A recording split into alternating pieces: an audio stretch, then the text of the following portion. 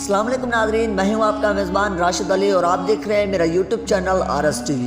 ناظرین، پاکستان دنیا کے ان چند ممالک میں سے ایک ہے جہاں کثیر الثقافتی قومیں رہتی ہیں۔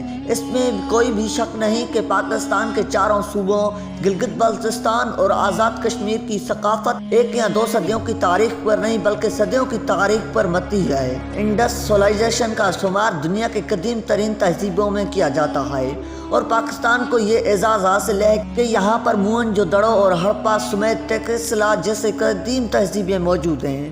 جہاں پاکستان کے دیگر صوبے بھی اپنی ثقافتی دن مناتے ہیں، وہیں صوبہ سندھ بھی ہر سال دسمبر کے پہلے ہفتے ثقافتی دن مناتا ہے، جسے مقامی لوگ اپنی ثقافتی عید بھی کہتے ہیں۔ سندھی ثقافتی دن کے موقع پر کراچی سے لے کر کشمور تک، کنجر سے لے کر کارونجہ تک تمام شہر دیہات اور بستیاں ثقافتی رنگوں میں رنگ جاتی ہیں۔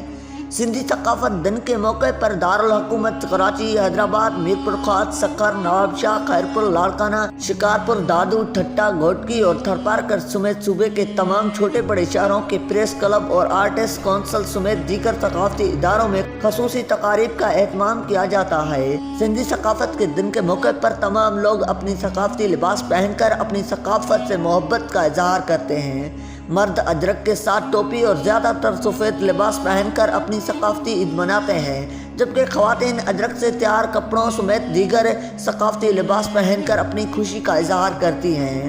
پیارے دوستو، اگر سندھ کی تاریخ کی بات کی جائے تو سندھ کی تاریخ اتنی ہی پرانی ہے جتنی کہ تاریخ انسانی۔ سندھ صوفیاء کرام اور اولیاء کرام کی سرزمین ہے اور ان اولیاء نے اپنی تعلیم اور دعوت پیغام اور شاعری کے ذریعے اللہ کے پیغام کو عام کیا ہے، چاہے وہ خیرپور کے سچل سرمست ہوں، چاہے بھٹشاہ کے شاہ عبداللطیف بھٹائی، سیون کے لال شہباز قلندر، دادو کے مخدوم بلاول باغبانی، یا پھر میٹیارے بحالہ کے سید مخدوم غوث الحق سرور نوح رحمۃ اللہ علیہ، یا اسی طرح کے دیگر صوفیاء کرام جن کے نقوش آج بھی سندھ میں موجود ہے۔ سندھ کی عوام ان شخصیات سے بے حد روحانی عقیدت و احترام رکھتی ہے اور محمد بن قاسم کے بعد انہی شخصیات نے سندھ میں اسلام کی آفاقی پیغام کو عام کرنے میں کلیدی کردار ادا کیا۔ سندھ جو محمد بن قاسم کی آمد کی وجہ سے باب الاسلام کہلایا اور ملتان تک اسلام کی دعوت کو عام کرنے میں سندھ اور اس کے صوفیاء کرام اور اولیاء کرام کا اہم کردار ہے۔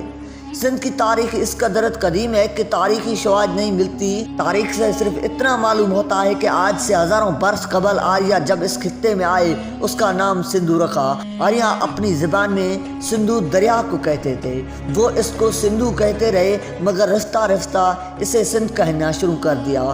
اس نام نے اس قدر شہرت حاصل کی کہ ہزاروں سال بیت جانے پر بھی اس کا نام سندھ ہے۔ لفظ سندھ دریائے سندھ سے مستعار ہے جو کہ سنسکرت لفظ سندھو کے موجودہ شکل ہے۔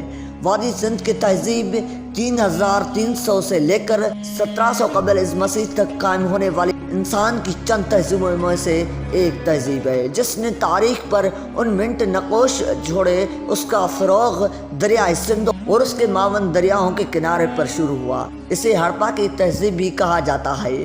ہڑپا اور موہنجودڑو اس کے اہم مراکز میں سے تھے۔ ماہرین کو دریائے سوات کے کنارے بھی اس تہذیب کے آثار دریافت ہوئے ہیں۔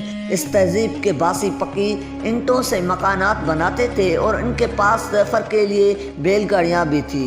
وہ کھڈے اور چرخہ کاٹتے اور کپڑے بنتے مٹی کے ظروف بنانے کے ماہر تھے۔ کسان، جلاہے، روئے دہنے والے، کمہار اور کاریگر وادی سندھ کے تہذیب کے معیار تھے۔ سوتی کپڑا جسے انگلش میں کاٹن کہا جاتا ہے وہ ان کی ایجاد ہے۔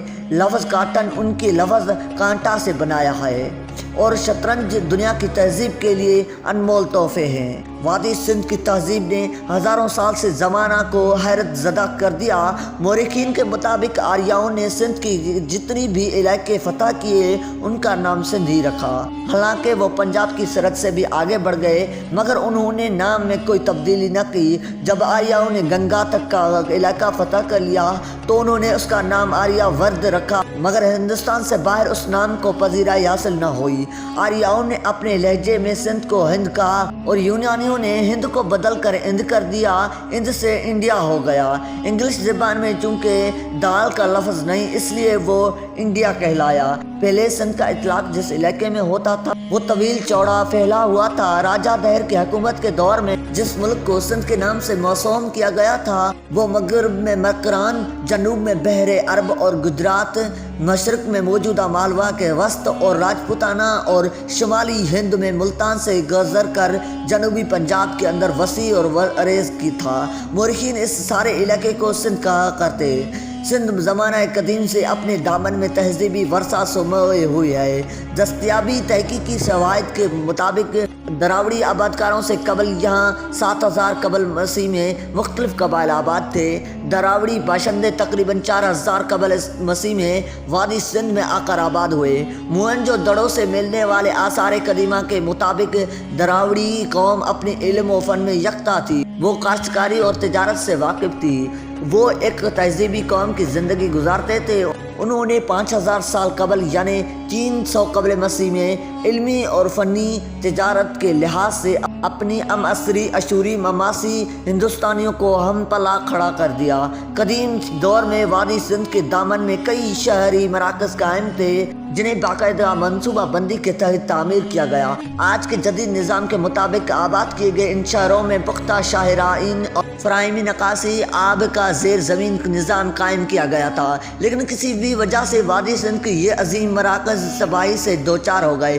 इस बड़ी तबाही से मुतालिक तारीखी शवाहिद दस्तयाब नहीं। मोहनजोदड़ो और दीगर अजीम दरावड़ी मराकज़ की तबाही से मुतालिक मुहक्किकीन में इख्तिलाफ राय पाया जाता है। बाज़ मुहक्किकीन ने इस तबाही की वजह कुदरती आफात, सैलाब वगैरह को करार दिया है, जबकि बाज़ मौरिखीन के नज़दीक वस्त एशिया और मशरकी यूरोप से आर्यों की फौजी यलगार ने इस तहजीब को नस्तो नाबूद कर दिया। आर्यों ने इस खित्ते में तहजीब की बुनियाद डाली। दरिया सरस्वती और दरिया गंगा के किनारे तक वसी हो चुके थे। वादी सिंध की तहजीब 1500 कबल मसीह में अपने आम मरूज पर थी। हिंद आर्याई तहजीब ने हिंदुस्तान के मजहब, रस्म और रवाज, माशरत और रहन सहन पर अनमट नकोश साबित किए। माहिरीन आसार कदीमा से ये समझते थे कि हिंदुस्तान में तमदन के दाग बेल आर्याओं ने 1500 कबल मसीह में डाली थी। इससे कबल यहाँ के बाशिंदे तहजीब व तमदन से नाआशना थे, मगर बाद में मिलने वाले शवाहिद ने इस नजरिए में तब्दीली पैदा कर दी। इस मुल्क की तारीख को मजीद 1500 साल पीछे धकेल दिया। एक तरफ मोहनजोदड़ो और हड़प्पा के आसार और सिंध की तहजीब के बारे में जो शवाहिद मिल सके हैं उनसे ये बात साबित हो गई है कि आर्यों के आने से बहुत पहले ही ये मुल्क तहजीब और तमदन का अजीम गहवारा बन चुका था। वादी सिंध की तहजीब से अंदाज़ा लगाकर माहिरीन इस बात पर मुत्तफिक हैं कि सिंधी ज़बान सिंध में आर्यों बल्कि द्राविड़ों से भी पहले की ज़बान है। यही वजह है कि माहिरीन ने सिंधी ज़बान को इस खित्ते की असल ज़बान बताया और इसे द्राविड़ों से कबल की ज़बान करार दिया। बाज़ मुहक्किकीन व मौरिखीन ये दावा भी करते हैं कि सिंधी द्राविड़ी ज़बान से ताल्लुक़ रखते हैं। दीगर कदीम ज़बानों मसलन संस्कृत, अरबी वगैरह भी सिंधी का बहुत करीबी ताल्लुक़ रहा है। समों की दौर हुकूमत 1350 से 1520 तक ये दौर इल्म व फजल सिंधी ज़बान के अर्तका और सिंधी शायरी के इब्तदाई तरक्की के एतबार से एक अहम दौर माना जाता है। उनके ज़माने में सिंधी ज़बान और शायरी में कुव्वत बयान को तकवीम हासिल हुई। उन्हीं के ज़माने में सबसे पहले 7 दरवेशों के सिंधी अशार दस्तयाब हैं। कल्होड़ो दौर में सिंधी हरूफ तहज्जे की तरतीब दी गई। कल्होड़ो दौर में सिंधी ज़बान, अदब और शायरी पर भी बहुत काम हुआ क्योंकि शहरा पर फ़ारसी और अरबी का असर था, मगर इसके बावजूद अक्सर अशारा ने सिंधी ज़बान को फ़ोकियत दी। शाह अब्दुल लतीफ़ भिटाई ने सिर्फ सिंधी ज़बान में शायरी की। ज़बान की वदत ने उनके कलाम को अफाकियत बख्शी। दीगर सिंधी शोरा जो मुख्तलिफ ज़बानों में शायरी करते थे उनका अंदाज़ फ़कर मुख्तलिफ ज़बानों में मुनक़सम हो गया। शाह अब्दुल लतीफ़ भिटाई ने सिंधी ज़बान को मुनफरिद लहजा, खालिसपन और नई जहद अता की। सिंधी 14वीं सदी ईस्वी से 18वीं सदी ईस्वी तक तालीम और तदरीस के मशहूर ज़बान रही है। ये वो वक्त था जब शाह अब्दुल लतीफ़ भिटाई और कई दीगर शोरा ने सिंधी ज़बान में अपना सूफियाना कलाम पेश किया। उन्होंने इंसान और खुदा के दरमियान रिश्ते की वजाहत की।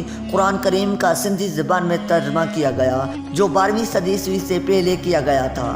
तो नाज़रीन, आज की वीडियो ये थी कि उम्मीद है कि हमारी वीडियो आपको ज़रूर अच्छी लगी होगी। वीडियो अच्छी लगे तो चैनल को सब्सक्राइब ज़रूर करें और साथ ही खड़े बेल आइकन पर ज़रूर दबाएं ताकि दुनिया के हर मुफीद मालूमात आप तक सबसे पहले पहुंच सके। मिलते हैं एक नेक्स्ट वीडियो के साथ, तब तक के लिए अल्लाह हाफिज़।